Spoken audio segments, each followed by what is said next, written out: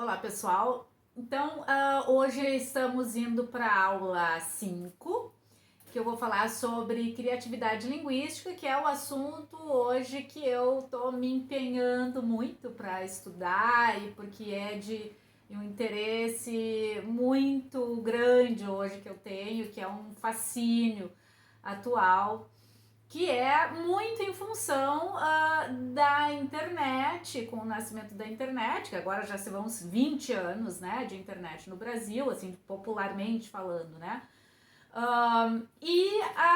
Ela como um mundo de textualidade, ela com uma ferramenta que veio desvendar mil possibilidades dentro da criatividade linguística, e as oficinas literárias hoje bombando, né, na rede, e de tamanha importância que acabou formalizando uma nova profissão, que é o pós-graduando em escrita criativa, porque nós tínhamos as oficinas literárias, que não eram muitas, né? Mas hoje, com a internet, são várias oficinas literárias. O profissional de escrita, o redator publicitário hoje, por exemplo, ele está fazendo funções às vezes de escritor. A gente tem hoje o que se chama de storytelling, os que produzem conteúdo para a internet, para sites. Então, assim, é uma profissão que se abriu para o pessoal que gosta de escrever, mas que precisa escrever de modo criativo, que é hoje o que a internet propõe, e muito em função também da interação que a internet possui, porque não adianta também a gente criar hoje como criávamos de uma maneira mais relacionada à ficção. Se bem que isso também é relativo, porque os grandes autores ainda hoje, tem muitos que nem gostam de participar disso que a internet está propondo, né? De uma interatividade, de chamar a subjetividade do outro, gente que é muito capaz hoje de criar subjetividades, que é algo que a gente tem falado bastante, dentro da produção de sentidos que a internet é capaz de fazer, e tem gente que não gosta disso, e eu acho que autores que não gostam, e de certa medida, em certa medida, talvez isso possa ser um pouco perigoso até, porque a gente toca na intimidade do outro, e às vezes isso mexe em feridas. A literatura tem um poder de nos movimentar, de nos mover. E como o Fabrício Carpinejar, poeta, hoje tem um curso que ele chama de escrita não criativa, escrita curativa, porque e tantos estudos de psicanálise, por exemplo, né? Freud é um que tem muita produção sobre a psicanálise e a literatura, porque afinal de contas a psicanálise é a cura pela fala. Então a gente não pode de maneira nenhuma menosprezar o papel que a produção literária tem, mesmo antes da internet, mas agora com a internet, então isso se exacerba. Então acho que como ela tem uma potência muito grande de mexer com a nossa subjetividade, é maravilhoso que se possa estar assim produzindo tão intimamente com o seu leitor, mas ao mesmo tempo também é preciso ter certos cuidados éticos, né? Com isso, porque a gente, quem escreve em mídias sociais, tem hoje canal direto, né, com o seu leitor. Tem autores que não, às vezes é muito difícil manter isso, mas também é possível. Bom, então a criatividade linguística está mais do que nunca como pauta do momento, é por isso que a gente está se dando ao trabalho de pesquisar isso, está gerando inclusive novos mercados, né? Se a gente for pensar em termos de inovação, que eu já falei, né, dentro de uma perspectiva que é de produção de riquezas para o mundo, né, para que nosso processo civilizatório melhore, para que nossa vida melhore.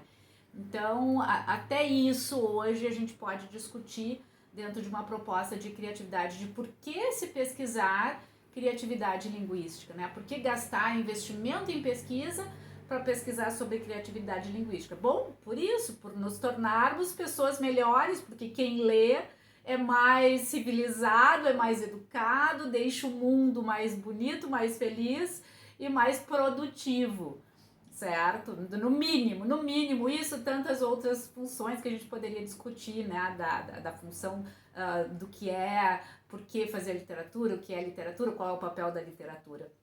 Eu não estou nem falando em literatura necessariamente, estou falando aqui em criatividade linguística, que é uma das questões que a gente estuda para quem quer fazer literatura ou quem quer fazer oficina literária, certo? Então, a gente mesmo, por exemplo, mesmo hoje, quem vai fazer Enem, o Enem hoje, o modelo de redação de Enem, propõe lá no final que o aluno, que o candidato tem uma proposta de intervenção para o problema que se apresenta na redação. Então, se ele precisa propor uma alternativa de o que fazer, como lidar com aquela problemática, também exige sua criatividade linguística, ele também precisa vir com alguma coisa que é nova e que é peculiar a esse candidato. Então, porque ele não vai colar, não vai copiar do outro, né? Cada redação deve ser diferente, obviamente, né? Então, a criatividade está presente se a gente pensar em termos de por que estudar isso, até em termos de Enem, certo? Assim, propor mudanças sociais dentro de uma redação de Enem, que é o que se faz, porque a gente quer hoje, de fato, que o aluno que ingresse na universidade tenha esse poder de ação nas suas atividades de mundo, ele deve ser criativo linguisticamente, certo? Porque a gente não está desvinculando a linguagem da sua historicidade, daquilo que está como pauta social no momento e que a linguagem é capaz de falar sobre aquilo. Bem, então essa é a razão da gente estudar, essa é a razão de que o governo deveria continuar investindo nisso, certo? Com bolsas de estudo, com pesquisa, né? Não vamos não, porque isso é ciências humanas, hoje não nos interessa mais. Interessa, sempre interessou e vai cada vez mais interessar se a gente pensar no tudo aquilo que a criatividade linguística pode proporcionar e pode nos melhorar, principalmente. Bom, tem muito a se falar sobre esse assunto. A primeira coisa que tem que ser dita, que eu trato no meu livro, é a diferença entre língua e linguagem. A gente pode fazer um recorte, né, de língua mais restrito, que é uma questão da língua como gramática, como recursos de língua que permitem que a gente fale com recursos limitados, significados ilimitados, que é um pensamento mais chomskiano. A gente pode pensar pensamento mais metafórico, né, da nossa capacidade de criatividade a partir de criação de metáforas, né, como a gente, o pensamento hoje está diretamente relacionado à língua, ela não existiria dentro dessa perspectiva da metáfora contemporânea, língua per se, ela desvinculada, né, de uma capacidade de outras capacidades cognitivas, e inclusive pensamento. Então, pensamento e linguagem não são dissociados. Mas eu vou propor aqui algo que eu falo no meu livro, eu trago várias conversas e distinções entre língua e linguagem que foram retiradas desse livro, que é Conversas com Linguistas, que é um livro muito legal, que foi lançado em 2003 já agora, mas ele continua super atual, que são vários professores de universidades das mais bem vistas, né, no Brasil, e eles vêm dizer o seu ponto de vista do que é da diferença entre língua e linguagem, ou o que seria uma língua e se língua e linguagem têm distinção. Eu vou pegar o conceito da professora Margarida Salomão. Ela é da Universidade, eu acho que é de Juiz de Fora, em Minas, e eu gosto muito desse conceito porque ele é do meu ponto de vista, né, que é da ciência cognitiva. Claro que tem um conceito muito bom também do professor Círio Pocente aqui, da professora Diana Luz Passos, mas eles são conceitos, por exemplo, a professora Diana Passos é a análise de discurso, o professor Círio Pocente está mais ligado à discussão da gramática das línguas. São conceitos valiosíssimos, mas é uma questão mesmo de opção, da qual a gente acaba se posicionando em função de aquilo que se acredita, aquilo que se simpatiza, até posso dizer essa palavra, simpatiza mais, que é esse aqui. Linguagem é uma capacidade humana que permite às pessoas representarem o mundo para si e para as outras pessoas através de uma semiose específica que é, sem dúvida nenhuma, herança da espécie. Então ela já começa colocando que é herança da espécie, ou seja, se é herança, está vindo geneticamente, ela já está se posicionando, ó, isso aqui é um atributo, é da nossa capacidade cognitiva enquanto seres humanos de uma espécie que é capaz de linguagem inata. Então esse primeiro posicionamento dessa fala aqui está dito.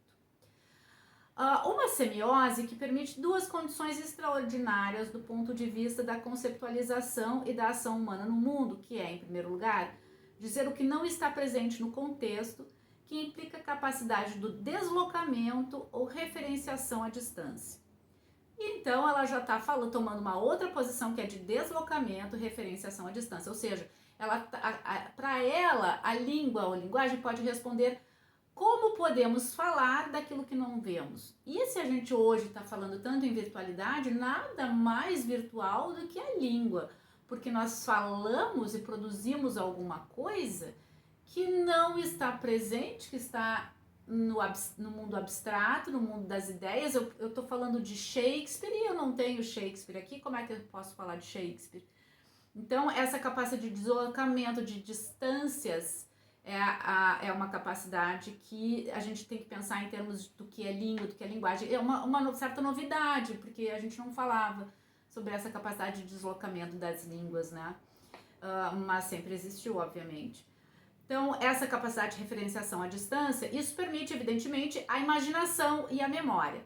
Então, ela entra com as capacidades cognitivas que eu tenho estudado e falado até agora, que é imaginação e memória, que entra junto na questão da linguagem, que é alguma coisa também em termos de linguística, é dos últimos tempos aqui que a gente tem falado nas capacidades cognitivas como uma parte integrante, inerente da linguagem, que é muito difícil hoje de descolar, principalmente se a gente está falando em termos de criatividade linguística, de produção literária, né?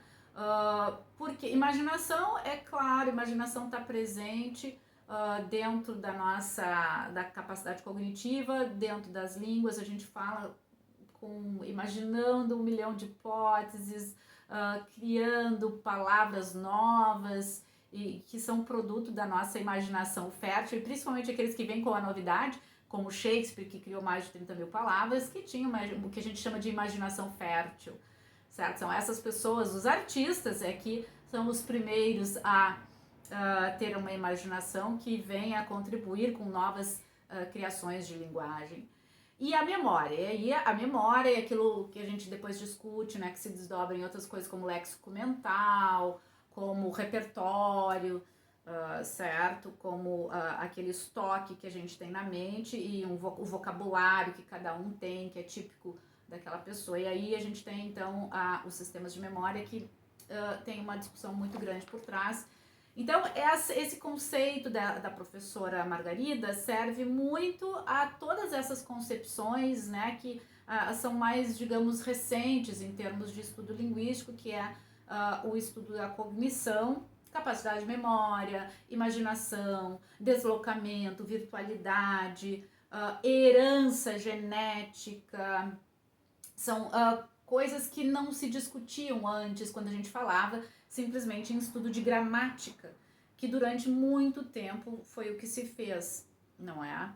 Então, esse é um livro muito legal, várias concepções super interessantes. É que, assim, o universo da linguística é muito grande, a gente tem que, digamos, filtrar aquilo que nos interessa mais para poder dar conta de todos os estudos. Ninguém consegue fazer tudo e dar conta de tudo, e a gente precisa de todos esses linguistas, todas essas pessoas fazendo isso. Então, nada contra a concepção deles, eu estou falando essa porque é a que eu, no momento, me associo mais e a que eu acredito, e até porque estou interessada no assunto da cognição e da linguagem, principalmente da criatividade linguística, que é uma poeta, que eu sou um pouco reticente em falar sobre, me chamar de poeta, porque eu eu acho que o poeta ele tem que ser validado pelo seu público. Eu já recebi vários, já ganhei prêmios, né, recebi elogios, mas a gente é um pouco, eu acho bom isso, a gente tem que ser um pouco mesmo, sempre um pouco crítico da sua produção, porque primeiro que eu não sou uma pessoa conhecida, né, no ambiente público, de esfera pública, não. Então, isso já diminui a nossa capacidade de colocar voz e dar voz a um papel social também, porque ser poeta também entra dentro de uma discussão que eu já vou aproveitar e vou falar agora, não estava dentro de, se eu for seguir uma ordem cronológica, né, eu ia falar sobre os estudos de Bakhtin e a nossa voz social, depois, mas já que estou falando isso, vou falar agora.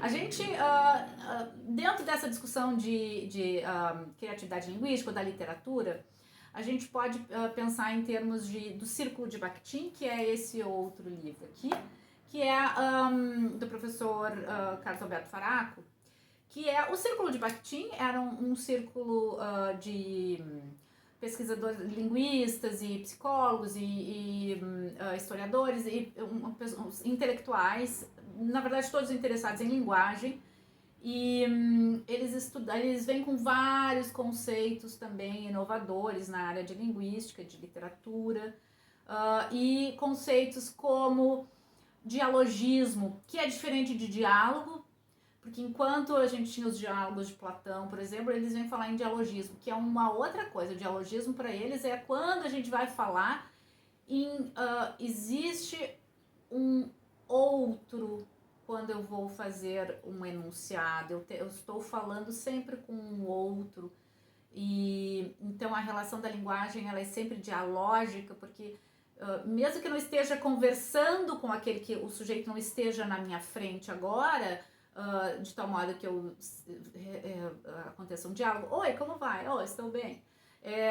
Esse dialogismo, ele qualquer enunciado pensar que existe internamente alguém por trás daquilo que eu vou falar, que é exatamente isso que está acontecendo aqui agora. Quer dizer, eu não tenho ninguém à minha frente, eu estou falando, e é uma situação até um pouco artificial, porque eu estou falando para um nada aqui, mas é que no dialogismo eu prevejo que eu estou com...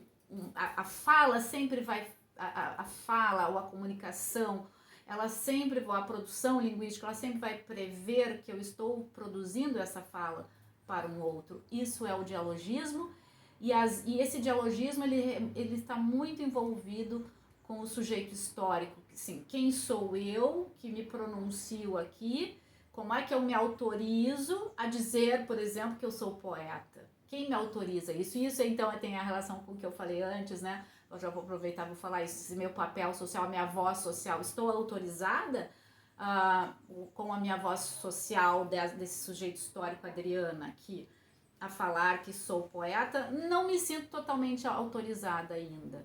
Então, mas começo a assumir certos riscos tomando essa posição. Riscos literários, né? Assim, será que sou capaz disso? Será que escrevo bem? Não escrevo? São esse tipo de... mas, claro, daí a gente pode pensar também em outros autores e posições mais de risco mesmo, daqueles que se posicionam politicamente, né? Autores que se colocam como... dentro de uma perspectiva de um partido, pessoas que são partidárias, né? Então, ou mesmo aqueles que tomam posições de ativismo social, enfim, e lutam por causas. Claro que hoje todo mundo, de certa forma, está ligado a causas humanitárias, né? Acho que todos, mas isso é diferente de partidos, todos querem a melhoria do mundo. Não conheço ninguém que não quer que o mundo melhore para os humanos, certo? Independente de posição política, imagino, né? A não ser que seja alguém autodestrutivo, né? Mas, enfim, isso já é outra discussão, mas vamos voltar para o nosso foco linguístico aqui, né? E eles têm, muito importante no círculo do Bakhtin, é uma discussão que entra na criatividade linguística, que é a questão de gêneros textuais. Então, eles são um grupo que vem com conceitos, por exemplo, esse dialogismo, que eu falei que é super importante, e a questão dos gêneros textuais, que são gêneros, eles fazem a distinção de gêneros primários e gêneros secundários. Os primários são aqueles espontâneos, por exemplo, a fala cotidiana, com a família, uma conversa de bar. Temos N gêneros primários, que são espontâneos da fala. E nós temos os gêneros secundários, que são aquelas produções culturais, podem ser falados ou escritos, e aí falados, por exemplo, a gente tem um padre numa missa que tem um formato, fala, mas ele tem um formato que ele deve cumprir do rito. A gente tem os advogados, né, perante a corte também, tem todo um vocabulário específico, tem um modo de se apresentar ao juiz, enfim, seria um gênero secundário porque ele está dentro de uma perspectiva social e de uma pragmática, um contexto que exige determinado comportamento e que não é espontâneo, certo? É produto de uma cultura. Então, e aí a gente tem, os gêneros são, nossa, hoje em dia a gente já sabe que são infinitos e quase todos, por exemplo, a live, com a pandemia, agora nós criamos um outro gênero que foi a live. Não tinha isso antes, ou se tinha, não era difundido, nós não sabíamos. E me parece que surgiu agora mesmo a live. São essas palestras que as pessoas estão fazendo online para o seu público e são também espontâneas, né, de uma certa forma. Então, cantores fazendo live. Não era um show no palco que ele falava com o seu público, ele dançava, ele conversava com o público. A live é também dentro de uma tela, ele tá sozinho, prevendo dentro desse dialogismo do qual fala Bakhtin, prevendo o seu público ali, achando que é determinado sujeito que vai estar ali. Então, isso dentro de uma live, por exemplo, de cantores, que aconteceu, lives de vários intelectuais que começaram a fazer live das suas palestras, também de certa forma prevendo, né, com o seu público, e acabaram atingindo outros públicos, muitos professores fazendo live. Então, o gênero live e é público, porque isso está aberto na internet para todos, então a gente acabou desenvolvendo hoje, durante a pandemia, o gênero live, que é uma nova proposta que talvez seja de um gênero primário, porque está muito mais voltado àquilo que é espontâneo. Assim, o que seria a característica da live, isso a gente não está estudado ainda. Mas eu imagino que seja um gênero criado agora mais recente. Mas a gente tem receita de bolo, a gente tem conversa de WhatsApp, que é super informal, a gente tem,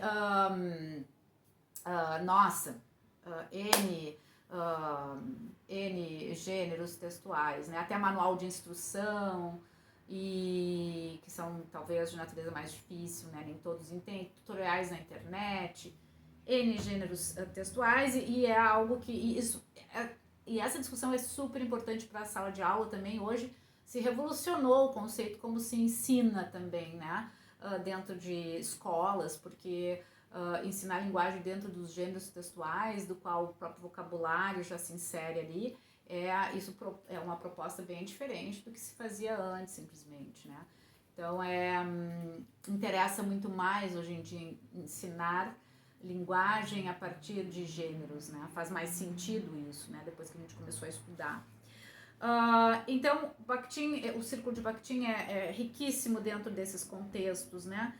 E eu acho que, assim, uma das coisas mais importantes, já que a gente está falando em criatividade linguística, é também a discussão que eles fizeram no círculo sobre o autor, quem é o autor e o herói, o que também se chamou em um tempo, se chama, né, de, o eu lírico, quem é o eu lírico, né, o que me coloco no texto, eu me distancio de quem eu sou para poder escrever.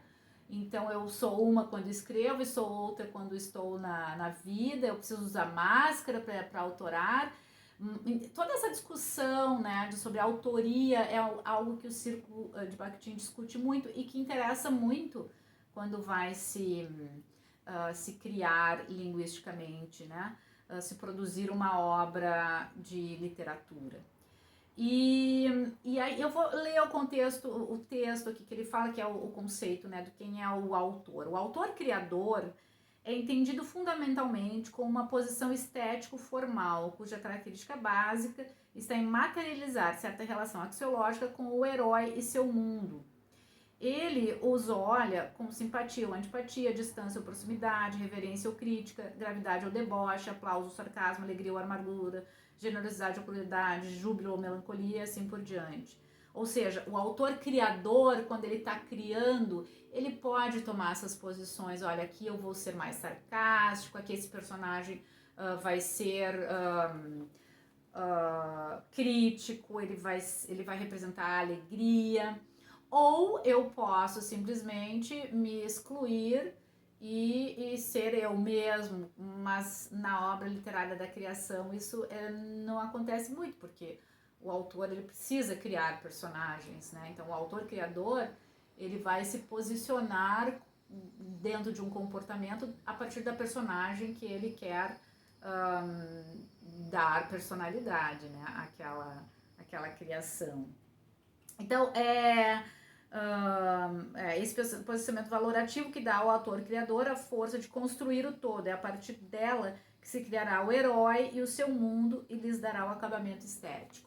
Então, a autoria é alguma coisa que está muito presente nesse círculo, eles têm muito a dizer sobre criatividade linguística e sobre muita coisa dentro da literatura, porque dentro assim, da criação de personagens, eu tenho visto muitos estudos em psicanálise, eu acho muito bonito. Freud tem uma super criação, uma super discussão dentro, né, da arte, da literatura, com Shakespeare muito, ele estudou as personagens de Shakespeare, né, Freud, mas tem outras vertentes estudando isso. E o Círculo de Apeptin, que são os russos, né? A escola russa é muito legal também. Eu falo deles porque eu tenho mais proximidade, mas Freud também é uma coisa que me interessa bastante. E como ciência da cognição, e eu não acho que Freud era neurologista, então a gente tem que pensar também nesses termos, né? Porque ele tem discussões sobre processos do inconsciente que são de profunda riqueza quando a gente vai escrever e quando a gente vai pensar em termos de cognição, porque a própria questão de insight, de intuição, são processos inconscientes do qual ele estudava e se debruçava sobre esses assuntos. Então, talvez sejam assuntos diferentes que eles estão tratando, mas que quem vai estudar criatividade linguística tem que estar a par de tudo isso, certo? E eu vou terminar, acho que está super longo, eu vou terminar falando sobre Shakespeare, que criou tanta coisa, e ele fala da mulher. Eu não vou falar isso agora, eu vou falar só sobre Shakespeare, porque já está muito longo esse vídeo. Um beijo!